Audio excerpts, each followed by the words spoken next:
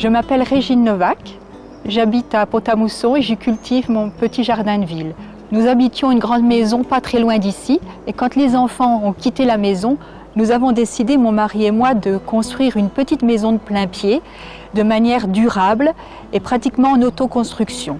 Sur le terrain, il n'y avait pratiquement plus rien. Nous avons commencé à planter 3 cerisiers, puis nous avons installé la haie que nous voulions variée et diverse. Et puis très rapidement, nous avons voulu installer un petit potager. J'avais vraiment envie de faire un potager. J'avais le souvenir de ma grand-mère qui cultivait son potager, mais à l'époque, elle ne m'expliquait pas. Mais j'avais vraiment le souvenir de toutes les bonnes choses qu'elle nous faisait à manger.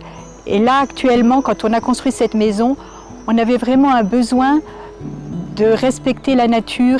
Et c'est devenu pratiquement un principe de vie. Et le potager rentrait dans cette lignée au même titre que gérer les déchets, faire ses produits ménagers maison, la manière de cuisiner, tout ça rentrait dans une même optique de vie, je dirais.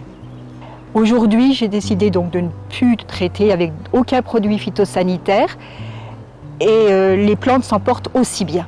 On devient un jardinier vertueux déjà en connaissant un petit peu les maladies. Alors tous les jours, je fais un petit tour dans le jardin, j'observe, je regarde, je découvre des insectes que je ne connaissais pas, des maladies que je ne connaissais pas. J'ai même des fois ma petite loupe et je commence à mettre des noms sur des maladies et je regarde comment les traiter d'une manière respectueuse de la nature. Et maintenant, je fais des purins, mon purin d'ortie ou des décoctions de prêle. Je me lance actuellement dans le purin d'absinthe. Je vais essayer aussi le purin de Tanésie. Je couvre les plantes, j'ensache mes fruits. Je teste d'autres manières d'essayer quand même d'avoir une production correcte. Bon, ici, sur ce petit jardin, je ne peux pas dire que je sois en autonomie, mais en pleine période d'été, on n'achète plus de tomates, on n'achète plus de courgettes, on n'achète plus de concombres. Alors pour les plantes aromatiques, c'est particulièrement important pour moi parce que dans un petit jardin comme celui-ci, on arrive à avoir une variété de plantes aromatiques qui permettent d'avoir une cuisine riche et très variée. C'est pas une démarche très difficile, j'ai trouvé que c'était beaucoup plus facile que je l'imaginais. Maintenant, c'est devenu pratiquement naturel pour moi. Et dès que j'ai découvert cette manière de cultiver, j'ai trouvé que c'était vraiment plus agréable, moins contraignant, plus tranquille.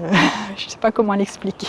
Maintenant, au départ, j'ai implanté des plantes compagnes et maintenant, alors que ça soit de la Tanésie, de la consoude, de l'absinthe, au début c'était une raison vraiment que j'avais lu que c'était utile pour certaines plantes. Et finalement, toutes ces plantes, j'ai découvert à en trouver une utilité pour toutes choses. Elles me servent de paillage, elles me servent de fleurs séchées, elles me servent d'antimite, elles me servent de plein de choses. Puis elles sont déjà jolies à voir. Déjà en premier, elles sont jolies à voir.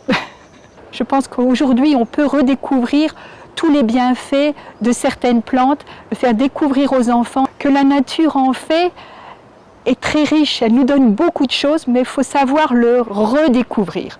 Alors le jardin est quand même joli, parce qu'avant, moi qui suis quand même très ordonnée de caractère, j'avais mon rang de rosiers, mon rang de groseilliers, rien n'était mélangé, tout était parfaitement taillé. Maintenant, le jardin a une allure beaucoup plus sauvage, les plantes se mélangent. Je laisse des plantes sèches pendant l'hiver pour servir d'abri pour les auxiliaires, pour nourrir les oiseaux. J'ai un peu mélangé toutes les plantes parce que je mets aussi des légumes au milieu des fleurs. Par exemple, je démultiplie mes betteraves, je trouve une petite place du côté des fleurs et je les installe.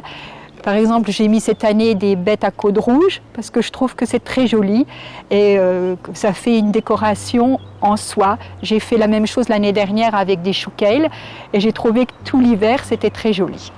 Donc maintenant je mélange comme ça. Et le jardin est devenu un lieu de vie très varié mais très agréable à vivre. C'est plus sauvage, mais j'ai appris le laisser vivre, le laisser aller. Ce qui fait que c'est un jardin qui est apaisant à vivre, qui fait du bien.